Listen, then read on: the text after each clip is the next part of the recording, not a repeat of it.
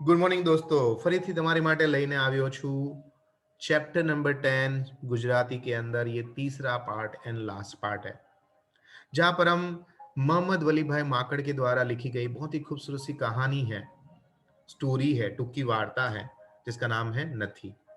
કાંતિ પોતાના ગામડે ઘણા વર્ષો પછી પાછો આવ્યો છે। બાળપણના જવાનીના એ બધા સ્મરણો પોતાના ગામડાના ઘરની ઓસરી પર બેઠો બેઠો વાગોળી રહ્યો છે। તેના જીવનમાં માતાનું ખૂબ જ મોટું સ્થાન હોવા છતાં પણ તેની પત્ની એટલે કે રમા આવવાથી તે માતા તેનાથી દૂર થાય છે। કઈ રીતે દૂર થાય છે તે વાર્તાને આપણે આગળ વધારીએ। અહીંયા કાંતિ અને રમાની વિશે હવે આપણે વાતો આગળ કરીએ છીએ। રમા હંમેશા દલીલ કરતી। રમા પાસે હંમેશા બધા જ પ્રશ્નોનો અટપટો હિસાબ હોય। પરણ્યા પછી બીજા જ વર્ષે કાંતિ અને રમા ગામડું છોડી અને અમદાવાદ રહેવા જતા રહ્યા। મોટો એ વખતે બા સાથે રહેતો। કાંતિ એ વખતે મિલમાં નોકરી કરી। કાંતિ દર મહિને બાને પૈસા મોકલતો, એની ફરજ જ હતી। બે એક વર્ષ માંડ પૈસા મોકલ્યા હશે અને પછી મિલની નોકરી એની છૂટી ગઈ અને બા સાથે એનું મન પણ હવે વછોડાઈ ગયું હતું।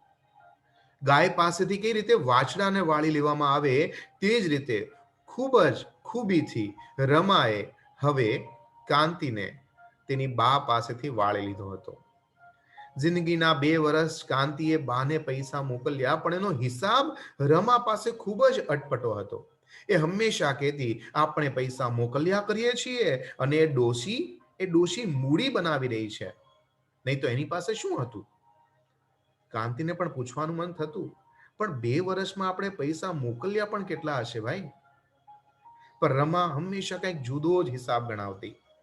આપણે જે પૈસા મોકલ્યા એમાં ડોશી તાણી તૂસીને પૂરું પાડે છે અને પોતાની જાતની કમાણીમાંથી બધું બચાવતી હશે। આ કઈ ઓછી કસબી નહોતી। વડી, પાપડ, ગોદડા, ગાદલા, ભરત ગૂંથણ કેટલું જાણે છે તમારી માતા। કમાણી સારામાં સારી હતી અને ઉપરથી તમે મોકલો છો એ એટલે પેલો મોટો ભાઈ તમારો છે એ કંઈ કામ કરતો નથી।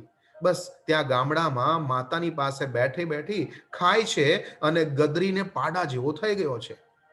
બાકી મોટા ભાઈ કેદી પૈસા કમાવા માટે ગયા છે? તમારા પૈસા અને માતાના પૈસા ખાય છે। આમ રમા હંમેશા કાંતિને સમજાવ્યા કરતી। રમાના એક એક વેણ ધીમે ધીમે એને સાચા લાગવા લાગ્યા। મોટા તરફ એને બાળપણથી જ કચવાટ તો હતો જ। ધીમે ધીમે આ કચવાટ તેને નફરતની અંદર પરિવર્તન થવા લાગ્યો। તેને મોટા પ્રત્યે ધિક્કારની લાગણી થઈ। મોટો છે જેવો, હા, મોટો છે જેવો। અને એક દિવસ તેણે બાને આવીને કહી દીધું, મોટાને તારી સાથે રાખવો હોય તો હવેથી હું એકેય પૈસો તને નહીં મોકલું। હું કમાયા કરું છું અને વાપર્યા કરે છે એવું મારાથી નહીં બને। આ સાંભળી બાની આંખમાં ગરમી આવી ગઈ, આંસુ આવી ગયા। મોટો મારી ભેગો રહે છે, હું એની ભેગી રહું છું। બોલતા જરાક તો વિચાર કર કાંતિ। મોટાની વહુ, મોટાના છોકરા મારી સેવા ચાકરી કરે છે। તારે અને તારી વહુએ કંઈ કરવું નથી અને ઉપરથી મારું કામ કરે છે એને કરવા દેવું નથી। તું રડે છે, 2 પૈસા અને મોકલે છે, એમાં આટલો બધો રોફ શું કરે છે ભાઈ? જા, પૈસા મોકલતો નહીં, તારા પૈસા મારે આજથી હરામ છે। અને બા બિચારી રડી પડી, રસોડામાં ચાલી ગઈ। આમ ઘણી વખત બાળકને એ પણ ભાન નથી હોતું કે આપણે માતા સાથે, એક ભગવાન સાથે, એક ઈશ્વર સાથે વાત કરી રહ્યા છે। પણ કોઈના ચડાવવાથી ચડી જાય એમ કાંતિ પણ પોતાની પત્ની એટલે કે રમાના કહેવાથી આવી વાતો બા સાથે કરી ચૂક્યો। કાંતિને થોડા દિવસ તો ચેન ના પડ્યું। પછી રમાએ વળી પાછી થોડી મલમ પટ્ટી કરીને બધું ઠીક કરી દીધું। એ બનાવ બન્યો હતો પછી કાંતિનું અમદાવાદથી વતન એટલે કે ગામડામાં આવવા જવાનું થોડું ઓછું થઈ ગયું હતું અને પછી તો સાવ બંધ જ થઈ ગયું। જો કે બા સાથે થોડાક વખત એનો મનમેળ થઈ ગયો, પણ ક્યારેક ક્યારેક એ પૈસા પણ મોકલતો હતો અને 1-2 વાર તો મોટા સાથે ઝઘડો પણ થઈ ગયો હતો। પણ પછી વતન તરફની એની દિશા લગભગ બંધ જ થઈ ગઈ। થોડા વર્ષો પછી બા વતનમાં એકલી રહેતી હતી, કારણ કે મોટા ભાઈ હવે પોતાના ફેમિલી સાથે રાજકોટમાં નોકરી કરવા જતા રહ્યા. મોટા ભાઈ પોતાની સાથે બાને રહેવા માટે રાજકોટ લઈ ગયા, પણ બાને એ શહેરમાં ફાવ્યું નહીં, એટલે વળી પાછા ગામડામાં આવી અને રહેવા લાગી. મોટો 2-3 વાર અમદાવાદ પણ આવી ગયો અને મારી સાથે ઝઘડો પણ કરી ગયો અને હંમેશા કહેતા, હત ન માલા, ઘરડી માનું તને દાજતું નથી, તેને વિશે પણ તું વિચારતો નથી. હું કાંઈ બોલતો ન હતો, પણ હા, મારી બદલે રમા હંમેશા કહેતી, મોટા ભાઈને કહી દેજો, બહુ દાજતું હોય ને તો માને કાવડમાં લઈને જાત્રા કરાવે. હું અહીં શું કામ બાજવા માટે આવો છો, દોડી આવો છો? જાઓ, એટલું બધું દાજતું હોય તો માતાને લઈ અને શ્રવણની જેમ જાત્રા કરાવો. કાંતિ કંઈ કહે ના કહે, પણ કહેવાનું મનમાં જ રહી જતું. હવે કોને કહેવું અને કોને ના કહેવું એને સમજણ પડતી નહોતી. બા ક્યારેક કાગળ પણ લખતી કે ભાઈ, તું પૈસા કમાય છે ને તો તારે કંઈ સમજવું જોઈએ. મોટો બિચારો બચરવાળ છે, બાળકો વાળો છે, અને તમારે તો કોઈ સંતાન નથી. આમ બા કંચન માસી પાસે પત્ર લખાવતી. રમા એ પત્ર વાંચી અને કંઈક બીજો જ એનો અર્થ કાઢતી અને કહેતી કે જો તમારી બા જુઓ, મને વાંજણી કહે છે. વાંજણી એવી સ્ત્રીને કહેવામાં આવે છે જેને કોઈ પુત્ર કે પુત્રી ના હોય. ડોશીને કહેવાનો અર્થ તો જુઓ, તમે સમજ્યા શું કહી રહી છે? તમારે કંઈ પણ છોકરું છયું નથી, પૈસા કમાઓ છો એ કોના માટે? આખરે તો બધું મોટા ભાઈના છોકરાએ જ જવાનું છે, એટલે અત્યારથી સમજો તો સારું છે. હું એકેય પૈસો મોટા છોકરાઓને, મોટા ભાઈના છોકરાને આપવાની નથી. ભલે મારે છોકરું ન હોય, ભલે હું વાંજણી હો, દાન ધર્મ કરી નાખીશ, નદીમાં નાખી દઈશ, પણ બીજા કોઈને આપીશ નહીં. ડોશીના વેણ તો જુઓ, કેવા વેણ લખે છે હે! આમ રમા કંઈક અર્થનો અનર્થ જ કરતી. પત્રમાં લખ્યું હોય કંઈક અને એનું ટ્રાન્સલેશન થઈ અને કાંતિ પાસે કંઈક અલગ જ જતું હતું. રમા દાન ધર્મ કરવા માટે પણ ન રોકાણી અને નદીમાં પૈસા નાખવા માટે પણ ન રોકાણી. પૈસા કાંતિ પાસે હતા જ ક્યાં? પણ કેવું બની ગયું હે! જાણે એક સપનું આવી અને ઉડી ગયું. રમા ઉડી ગઈ, ગીધ ઉડી જાય તેમ ઉડી ગઈ. કેવા સરસ મજાના શબ્દો વાપર્યા છે. ગીધ જે બીજાને નોચી નોચીને ખાય છે, એમ જીવનભર રમાએ બીજાના સંબંધોને ખાધા હતા. એક દિવસ કંચન માસીનો કાગળ આવ્યો. કાંતિને માલુમ થાય કે પાર્વતીબેન બહુ માંદા છે ભાઈ, પથારીમાં છે. બેટા, તને ઝંખી રહ્યા છે, તને મળવા માંગે છે, જલ્દી આવજે ભાઈ. કાગળ વાંચી અને રમાએ તો જંગ ચાલુ કર્યો મારી સાથે.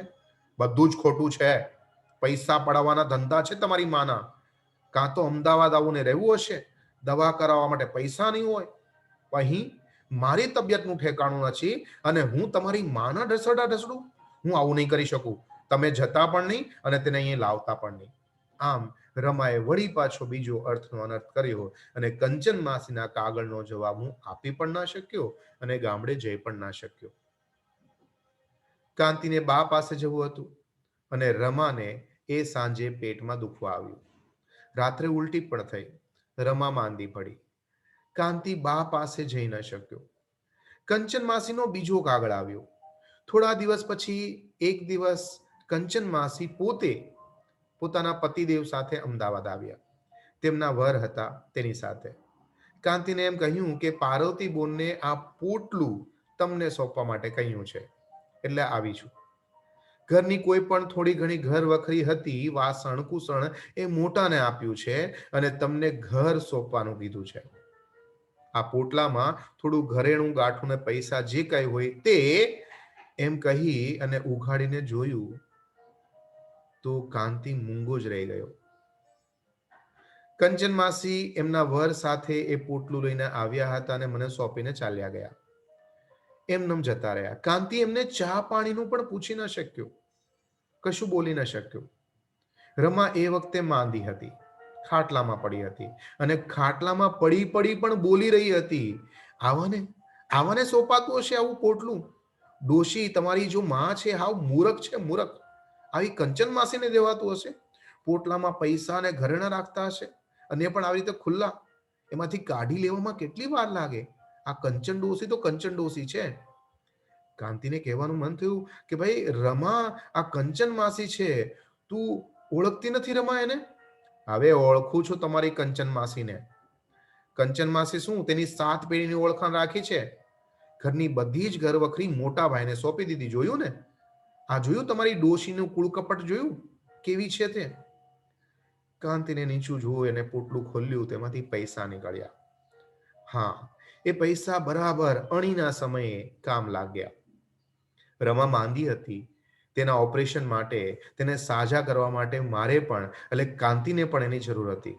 સાચું ખોટું કરતા કરતા સાચે જ રમા માંદી પડી હતી. એના દવા માટે પણ કાંતિ પાસે પૈસા નહોતા. પોટલામાંથી નીકળેલા પૈસા બરાબર અણીના સમયે કામ લાગ્યા. રમા બચી નહોતી. એની માંદગી વધતી ગઈ હતી. દવાખાનામાં દાખલ કરવી પડી હતી. ખૂબ પૈસા ખર્ચ કર્યા, પણ તે છતાં રમા બચી નહોતી. કાંતિ પાસે પૈસા પણ બચ્યા નહોતા. બાએ જે આપ્યું હતું એ પણ હવે વાપરી નાખ્યું હતું. રમા ચાલી ગઈ, અને વળી પાછી કાંતિ જન્મ્યો હતો તેવો જ લાચાર, નિર્બળ. લાચાર એવો ને એવો, નિર્બળ પર જગતમાં એવો ને એવો, કારણ કે હવે તેની પાસે રમા પણ નથી કે માતા પાર્વતીબેન પણ નથી. બસ છે તો માથે ધોળા વાળ છે. અને આથી જ હવે એકલો, લાચાર, નિર્બળ, નિસહાય કાંતિ અમદાવાદ છોડી અને આજે 40-45 વર્ષ પછી પોતાના ગામડામાં પાછો આવ્યો છે. ફળિયામાં ઉભેલા છોકરા સામે બારણા પાસે એક તરફ લપાઈને ઉભેલી છોકરી એને ફરીથી જોયું. કંચન માસીએ હળવેથી એ સમયે પોતાના ફળિયામાં દાખલ થયા. જોયું તો માંદા હોય એવું લાગતું હતું, અને આવીને તરત જ પેલા લહેકા સાથે કહ્યું, આવી ગયો ભાઈ? એ હાંફતા હાંફતા બોલ્યા, શરીર સારું છે ને ભાઈ? અને પછી રડવા લાગ્યા. કાંતિ સહેજ મૂંઝાઈ ગયો. એણે માથે હાથ ફેરવ્યો. કંચન માસી બોલ્યા, મને તો હવે પગે વા આવ્યો છે, એટલે હવે હું ચાલી શકતી નથી. વા એક પ્રકારની બીમારી છે જે આપણા શરીરની અંદર પગમાં અને હાથમાં લાગે છે, અને તેનું વૈદરાજ પાસે એના ઘણા બધા ઈલાજ પણ હોય. કાંતિને એકાએક સાંભળી આવ્યું, યાદ આવ્યું કે અરે માસી, અમારા ઘરમાં એક વા માટે મંત્રેલો પારો છે, હું તમને આપું, એ લગાવો. અને બાને બૂમ પાડવાનું મન થયું, બા કંચન માસીને પેલો વાનો આપને. એ આગળ બોલી ના શક્યો. એને રસોડા તરફ મોં ફેરવ્યું. એકાએક એના પગ નીચેથી ધરતી જાણે ધ્રુજી ગઈ હોય. એની બા ક્યાં રસોડામાં હતી? પાણી લઈને હમણાં આવશે એમ એને આછું આછું લાગ્યું, પણ હવે ક્યાંથી આવવાની હતી? એની બા તો મૃત્યુ પામી હતી. કંચન માસી તે દિવસે ને ત્યાં અમદાવાદ પોટલું લઈને આવ્યા હતા તે પહેલા જ બા મૃત્યુ પામી હતી. કંચન માસી પાસે બાએ કાગળ લખાવ્યો હતો, તાર કરાવ્યો હતો, પણ કાંતિ જઈ ન શક્યો. પણ ક્યારેક રીસ બાને ચડતી નહોતી. કાંતિ ઉપર ખરેખર રીસ ચડી નહોતી. પોટલું, ઘરેણા ગાંઠા, પૈસા, જે કાંઈ હતું તે, અને આ ઘર પણ તેણે આપ્યું. આ ઘરમાં કાંતિ જન્મ્યો હતો. જેણે નાનકડા એવા ફ્લાવર પોટ એટલે ક્યારામાં છોડ પાંગરે તેમાં ઘરમાં એ મોટો થયો હતો. આ ઘરની દિવાલોમાં એનું હાસ્ય, તેનું રુદન, તેની રીસ, તેનો આનંદ, બાનું હેત, બાનો છણકો કાંતિના દિવાલોની સામે જોવા લાગ્યો.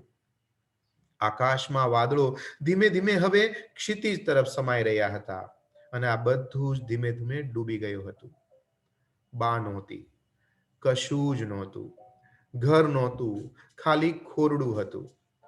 ધોળા કર્યા વિનાના વાળ અને આ દિવાલો હતી. ગાર કર્યા વિનાની આ ઓસરી હતી. ફળિયું હતું પહોળું, મોટું, એકલું, અને ફળિયું હતું, પણ બા નહોતી, કોઈ નહોતું. કાંતિ એકલો, કંચન માસી હતા, પણ થોડે દૂર બેઠા હતા, રડતા હતા.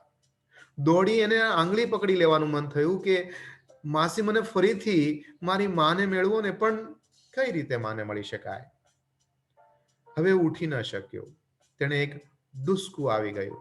એની બા, એની જનેતા એને જન્મ આપીને આ દુનિયામાંથી એકલો છોડીને જતી રહી, અને માથા ઉપરના એના વાળ ધોળા થઈ ગયા હતા. એ રડી પડ્યો. આમ સરસ મજાની હૃદયને સ્પર્શ કરી લે તેવી એક લાગણીથી ભરેલી માતાના પ્રેમનું વર્ણન, એટલે કે નથી નામનું ચેપ્ટર, જે સંગાથ નામના પુસ્તકમાંથી લેવામાં આવેલું હતું. મોહમ્મદભાઈ અલીભાઈ માંકડ અને તેમના દ્વારા લખેલ આ સરસ મજાની ટૂંકી વાર્તા તમને સમજાવવાની મેં કોશિશ કરી.